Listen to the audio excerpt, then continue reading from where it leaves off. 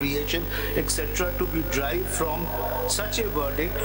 अब ये reasoning है कि क्यों fill in the gap हो रहा है. Then it stands to reason that the consequential incapacity imposed upon the candidate should last for as long as the declaration is in force. This result follows, अब ये भी बड़ी reason है. This follows as a rational consequence of the judicial declaration and from the lack of any time period of incapacity of the candidate being laid down in Article 62, 1F of the Constitution. In other words, if the declaration has attained finality, the embargo under Article 62, 1F of the Constitution acquires permanent effect. So, what is the reasoning behind the judgment? There are 3 or 4 very important aspects to this reasoning. First is, it is recognized that Constitution silent. There is a constitutional silence, constitutional abeyance. Now, how does the bench fulfill that? It applies what is called the theory of constitutional implication. What is the rational consequence of this silence? Now, the court was of the view that the only rational consequence, और जब मैं second opinion पढ़ूंगा अजमत सईद साहब का तो ये बहुत ही obvious हो जाता है that the only rational consequence which follows from the consequence is, and they use 2 different terms which are self-contradictory. First they say that this time period will last till the judicial declaration is in field. The second word they use is permanent. Now these are self-contradictory because not necessarily that the judicial declaration will be for life. But when you use the word permanent, then you are saying it is for life. The word life disqualification is actually not used. These self-contradictory terms are used. But let me strengthen. Ab sir zehn mein rakhiye. They have accepted that the Constitution is silent. They have drawn a rational consequence of that silence. What does that mean? That means if you turn to the next page, 437, second line, 437. Therefore, the consequence of permanent nature, i.e. incapacity following a final and binding decree of court of civil jurisdiction, now very important these words used, is the ordinary and lawful outcome of civil litigation. The learned bench was of the view that the only consequence which would follow as an ordinary or natural consequence is one of permanent disqualification. That is where the mistake is made, and I'll show. But let me just complete the reading of this judgment, because there is another contradiction in the judgment. If your lordship may kindly see page 442 of the judgment.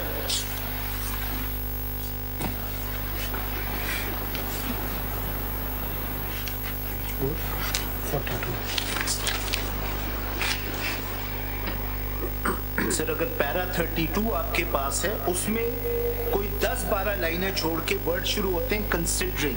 If your lordship may see, it's about, now your lordship has seen it is based that there is no intention, that is why we are drawing a consequence. Now what does the judgment say? Considering that the Constitution does not fix the period of incapacitation of such judgment, of such a judgment debtor, shows a clear intention, your lordship may mark this, that the lack of disqualification under Article 62, 1F should extend so long as the declaration of law envisaged in Article 1F remains in the field. If such declaration is final and binding, then the incapacity to contest election to any of the legislatures provided by the Constitution become permanent.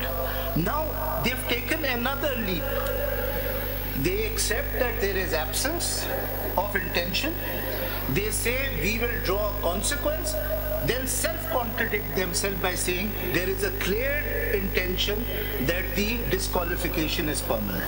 Now, if your lordship may kindly see para 36, which is at page 444. In the result, we are inclined to hold. इससे पहले भी ये 4 लाइनें पढ़ी. Judicial mechanism. जी. इसी para 35 में. जी. The judicial mechanism in Article 62(1)(f) of the Constitution grants a fair opportunity and adequate remedy for relief to a candidate under challenge to vindicate themselves. Therefore, the permanent, now again the word permanent, incapacity of a candidate for election under Article 1(f) of the Constitution is not an arbitrary, excessive, or unreasonable curtailment of his fundamental right under Article 17(2) of the Constitution. In the result, we are inclined to hold that the incapacity created for failing to meet the qualifications under Article 62(1)(f) of the Constitution imposes a permanent bar, which remains in effect so long as the declaratory judgment supporting the conclusion of one of the delinquent kinds of conduct under Article 62(1)(f) of the Constitution remains in effect. So there are two terms used. It continues till the declaration continues. If Samiullah Baloch had limited itself to that, maybe then there was a reconciliation. But the use of the word permanent creates. वो तो clear कर देते हैं ना कि permanent वो use कर देते हैं, लेकिन आगे कहते हैं it will remain till such time that the effect is. Sir लेकिन परमानेंट बार बार, that is why the latter case law declaration कोई है परमानेंट तो वो जब हो जाएगा ना, सपोज कि सिविल सूट आपका था, फिर अपील हुई, फिर वो फाइनलिटी अटेंड हो गई, तो if the judgment is attains finality then तो फिर वो परमानेंट हो गया ना. लेकिन सर यहाँ पे permanence then gives rise to the misconception in later case law where the word used is life. Whereas Samiullah, because of this contradiction, created this problem. But let me come to Azmat Saeed Saab's note, which is much more definitive on this. If your lordship may kindly see page 446, para 3, side marked P.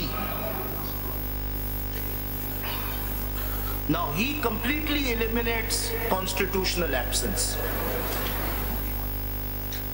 P. It is clear and obvious that lack of qualification in terms of Article 62(1)(f) of the Constitution is the effect of a declaration by a court of law to the contrary, which is the cause. The obvious legal and logical conclusion would be, as long as the cause, the declaration of a court of law holds the field, its effect, the lack of qualification, shall also prevail. Now this is very important. This appears to be the only possible interpretation of Article 62(1)(f) of the Constitution. How can you say that when you say that it is a constitutional silence? That the only possible interpretation of a constitutional silence is what the learned judge is of the view. And he is very sharp, he is very, I would say, disparaging of people who might take another view. If your lordship may see the last line, when referring to another article, he says, no sane person could seriously urge to the contrary. Sir, I hope you're not pleading insanity. Sir, if this judgment stands, then I would be considered as one of those insane persons. Sir, page 447, para 8. Paragraph 8. Ji, sir. So did they consider other avenues and then by virtue of deletion come to this or this? Sir, he doesn't.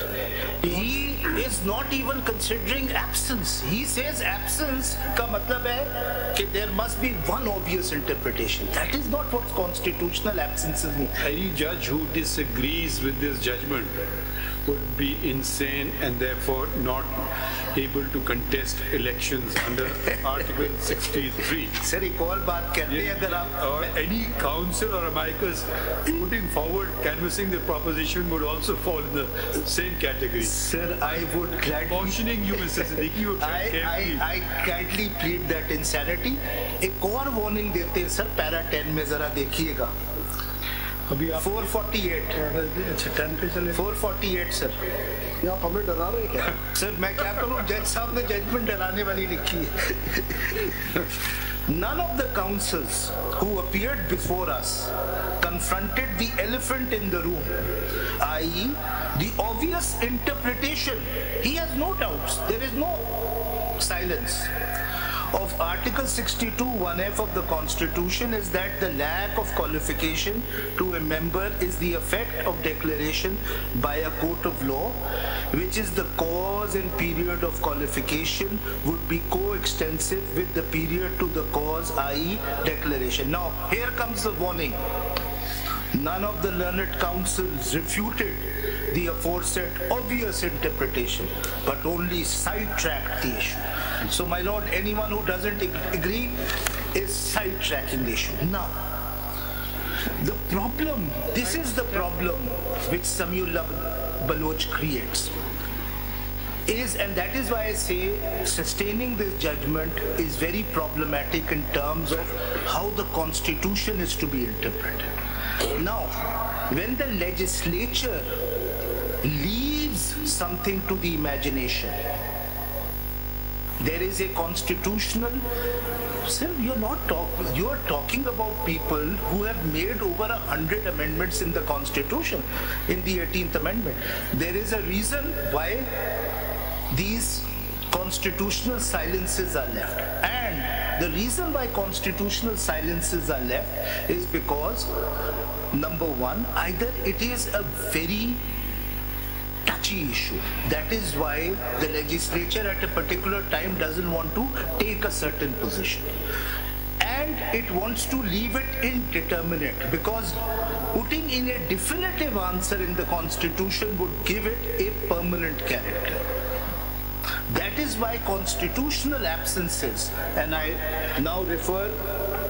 No, but what's your answer to this constitutional absence? एक minute में जरा अगर पढ़ दूं एक दो paragraph, मैं पहले जवाब दे देता हूं. जवाब बता दें कि हमें जरा समझ आ जाए. आपके मुताबिक क्या ऑप्शंस थे? एक मिनट दिखाइए.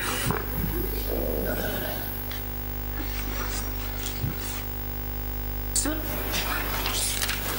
to me,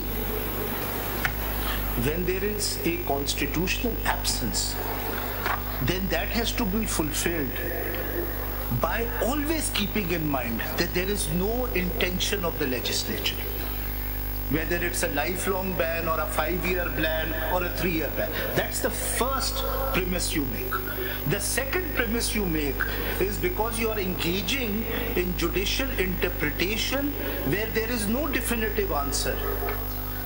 No, why don't you use a third interpretation? When there is a constitutional absence or abeyance, the constitution makers intentionally open the field for legislation. Yes, yes. Not for constitutional interpretation. Yes, and any judicial interpretation which is made, which can be changed from time to time. Yes, sir, exactly. And any judicial But interpretation. you started off by saying that 232 can't be sustained. मैंने कहा था Samiullah Baloch cannot be sustained. Okay. 232 will be sustained. ठीक.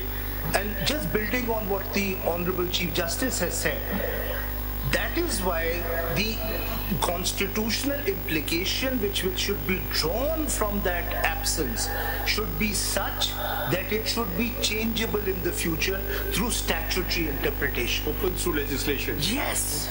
So, I mean, without taking the cue from the Chief Justice, I mean, could you just tell us what you were saying earlier before this comment was made? I was going to explain. How would you think this constitutional absence should have been filled? You took the cue and you went on, but before that. So the solution to He doesn't want you to agree with me. To me, Another obvious implication of this absence, it is so obvious, is that if there is a court, if there is, let us forget about that there is what kind of court should be, can a declaration, if there is a declaration, it should apply to the next election. I mean, how can you say, if there is no intention specified in an absence, that this is not one of the logical consequences? You don't even have to go into the time frame, whether you should borrow 5 years from 63 or 3 years from 63. Let's just do a little more focus. I'm more a practical person. Undoubtedly, you and Mr. Bandari are more sort of philosophical. Yeah. Does the Constitution prescribe the punishment for murder? No. No. The only provision is Article 9. Yes, yes, of course. No person shall be deprived of life or liberty save in accordance with law. I did. तो वो उन्होंने specify कर दिया with law, तो Pakistan Penal Code आ गया. But are there other provisions where they leave it open? For instance, and it has been supplemented by subordinate legislation. So it's such a well-established doctrine. मेरी जो problem है, नहीं अगर ये लफ्ज accordance with law नहीं होता ठीक है, तो that means there could not have been legislation. Article 20. Only the courts could have said it would be death or life imprisonment in Article 9. Ji. I don't know. I'm just imagining things. Because I wouldn't go that far, sir, but it clearly indicates that there is... No, because they can certain permanences, the Constitution are the guiding lights. It fixes. Some may be a bright light, some may be a little diya, which you have room around it for the Parliament to step in and legislate. There are hard, if your lordship searches the Constitution for the word permanent, perpetual, perpetuity, life, your lordship will not find it. Her change eventuality में फिर constitutional amendment required होती है. Sir, Faisal, I have a question. Ji, sir. First of all, you'll have to take us through this concept of constitutional absences through a text of any book which says I am taking you to a judgment. नहीं, उसके अलावा, where is it as a text? Sir, उसी में वो text mentioned. Judgment में खुद ही लिख दिया होगा. नहीं. Where is they borrowed it from what text? So where is this principle? As a Harvard graduate or a professor saying something. Or maybe of any other. मैं ऐसे वैसे एक चीज पूछ रहा हूँ, वो तो आप बता दें हमें. So suppose if there is such a doctrine, the constitutional absence has to be filled through judicial engineering, as you say. So one engineering was done in Samiullah, and one straightforward answer was that a declaration will continue until such time that a declaration is set aside. Is a straightforward, quite simple interpretation of filling the absence. You say, no, there could be yet another one, which is that he is disqualified for that election, which I find out of the two to be slightly more difficult one. The more easy one is the one that the declaration holds for such a time. I mean, if you're filling the absences, the more straightforward filling of the absence would be that the declaration continues. अब आप उसके ऊपर आपकी जो carving है, आप नहीं, मैं उस पे मैं क्यों कह रहा हूँ, मैं उस पे आता हूँ. Where do we draw the line? No, मैं उस पे भी आता हूँ. Or is there a third option that please send it to the Parliament, let the Constitution be amended accordingly, and sort that out? Why should we get into the business of filling the absences, and where do we take the concept of causes omissus? Please हमें जरा doctrine तो पढ़ दे. जी. Sir, where is this doctrine? मैं फिर इन सवालों का जवाब. पहला doctrine बता. जी. If your lordship may see, this is a very famous judgment of Manoj Narula, in which the petitioners also. You say so. Huh? If you say so. No, in which the petitioners also wanted the court to read a certain disqualification in a constitutional absence in the constitution, and the court refused. If your lordship may kindly see page 21, bottom पे लिखा हुआ है sir pages. जी. Now, मैं सिर्फ आपको बता देता हूँ, इशू ये था कि criminalization of politics को रोकने के लिए the petitioners wanted the court to say that even if a charge has been framed in terms of a heinous offense, that person should not be appointed as a minister. Now, this discusses this doctrine of constitutional silence. Bottom of the page.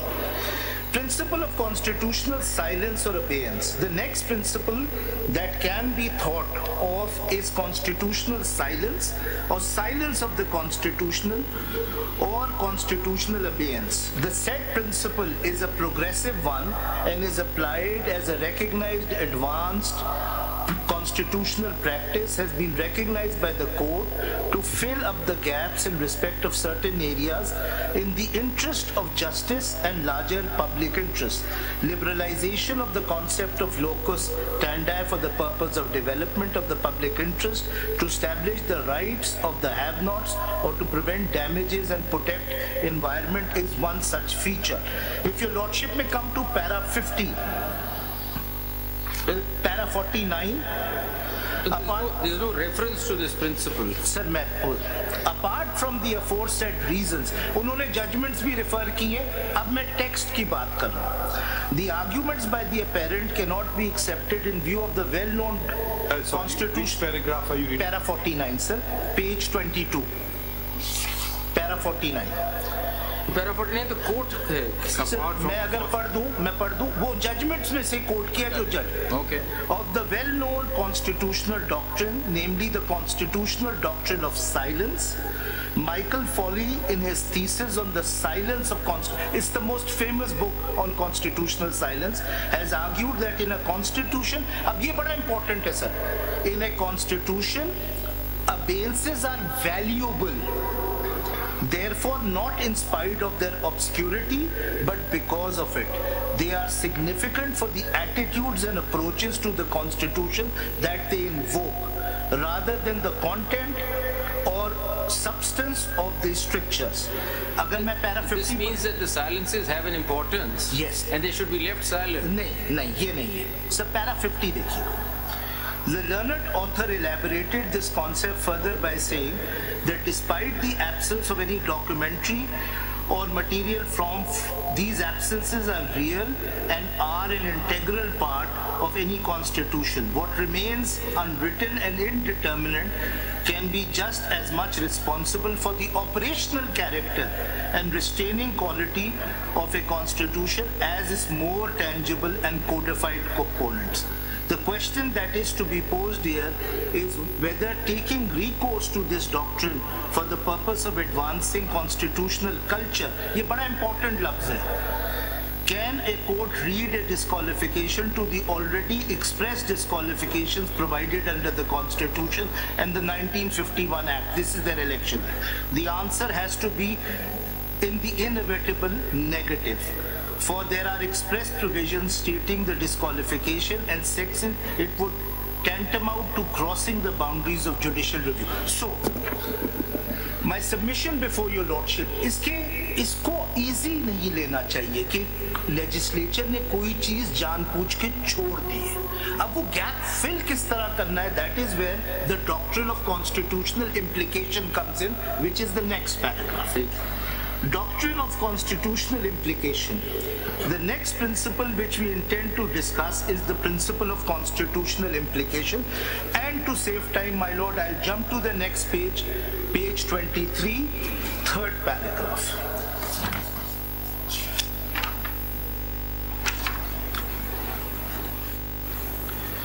There is no speck of doubt that the court has applied the doctrine of implication to expand the constitutional context, but the context in which the horizon has to be extracted has to be borne out in mind. What is suggested by Mr. Dwivedi is that by taking recourse to the said principles, the words employed in Article 71(1) are to be interpreted to add a stage in the disqualification, i.e. framing of charges in serious and heinous offences or offences relating to corruption.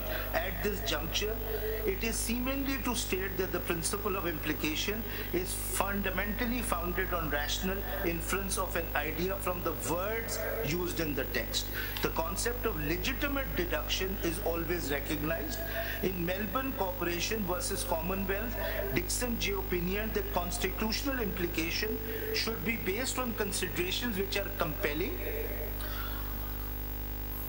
Mason CJ in political advertisement case has ruled that there can be structural implications which are logically or practically necessary for the preservation of the integrity of the structure. Any proposition that it arrived at taking this route of interpretation must find some resting pillar or strength on the basis of certain words in the text or scheme of the text. Now, to have constitutional implication by reading 62 and 63 all together, what I think... Let's assume there is no Samiullah case. There is no section 230. Then what is the literal interpretation of 62 and how you will disqualify the person? Sir, मैं 3 पढ़ लूं? जी. In the words in the text. Could you read Mason CJ से आगे? Sir, ये 3 लाइनें बहुत important है. In the absence of that, it may not be permissible for a court to deduce any proposition as that would defeat the legitimacy of the reason. A proposition can be established by reading number of articles cohesively, for that will be in the domain of substantive legitimacy. Yes. Now this is the problem with the court. It recognizes there is a constitutional absence, it engages in the doctrine of constitutional implication, and then comes to the conclusion that there is only one implication possible without justifying it in terms of a overall reading of various interconnected articles, especially 63, especially 17. I think the reading of both is wrong. Now, अब sir अगर आप 62 1F पे मैं अगर आपको ले चलूं, after I have established the doctrinal basis of my argument, if your lordship may kindly see. नहीं, ये 62 जो गैप था ना, इसको किस तरह फिल करना है? मतलब आपने कहा ना कि सर मेरा ये कहना है 62 1F के अंदर अगर समीउल्लाह भी ना हो और अभी ये 232 भी ना हो, तो अगर आम हालात में इसको पढ़ा जाता तो आप कैसे डिस्क्वालीफाई करते उसको? इलेक्शन टू इलेक्शन करते, 1 साल के लिए करते, जरा सा 62 1F पे आ जाए, मैं उसी वक्त एक्सप्लेन करता हूँ. अगर मैं आज Are you saying that when there is a constitutional absence, it can only be filled by the legislature? No, I'm saying if the court in the meanwhile fills it, it must be very conscious of the fact that since it's an absence left by the legislature, any interpretation which gives that absence a permanent character would be a violation of the constitutional absence which is left by the legislature. Okay, now if there's a constitutional absence and the court fills it in, both the court and the legislature can do so. Yes. Correct? Yes. Which will prevail? Legislature can't. Well, one does this thing, the other does this thing. Legislature can't as far as the constitution. Which will prevail then? Sir, देखिए, मैं example के through quote करूँ. जैसे भी आप करें. If the court both does it. हाँ. आज हमने एक इंटरप्रेट किया कोई चीज और आज ही हमें पता नहीं था, बराबर में पार्लियामेंट में एक लॉ बना दिया, हमें पता ही नहीं है, एक दूसरे को कुछ नहीं पता है. हमने भी वही काम कर दिया, उन्होंने भी वही काम कर दिया. मैं आपको who will prevail? Concrete example देता हूँ जिसमें there will be no contradiction of prevailing. For example, अगर 1F को पढ़ा जाता, 62 1F को पढ़ा जाता, not as implying any kind of permanent disqualification, simply a disqualification which is about that election. It is a disqualification. He is unseated. Then that doesn't stop Parliament from doing anything regarding 1F. So it depends क्या आप implication, but you have to take the silence very seriously. अगर आप लेंगे कि नहीं नहीं ये तो हमें इनवाइट किया है for judicial adventure. I've understood the point, but you have not answered the question that I posed. Sir देखिए, अगर समीउल्लाह बलूच में ये लेट जाओ, forget the court. अगर I take any other provision, today we are interpreting something and simultaneously Parliament, we don't know what either of us are doing. They enact a law. Either one, they're contradictory. Which one will prevail? Sir, I'll give you 2 examples.